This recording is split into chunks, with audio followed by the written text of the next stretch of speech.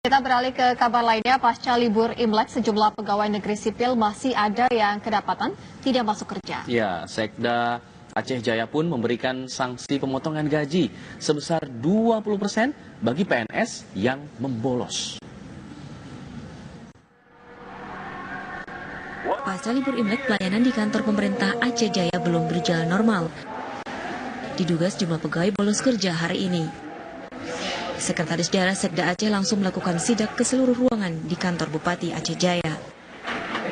Dalam sidak ini, para pegawai yang kedapatan tak masuk langsung dicoret.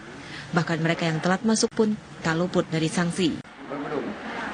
Sekretaris Daerah juga akan menjatuhkan sanksi tegas terhadap para pegawai yang tak masuk di hari pertama kerja.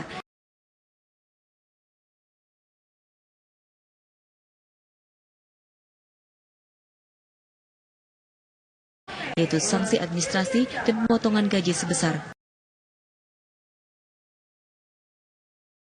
20%.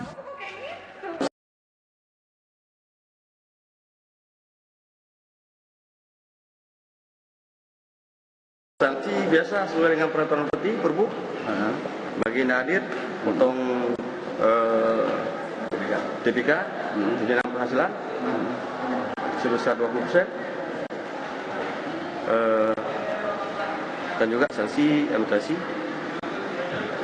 yang kita berikan kepada yang tidak hadir bolos dengan teguran tertulis.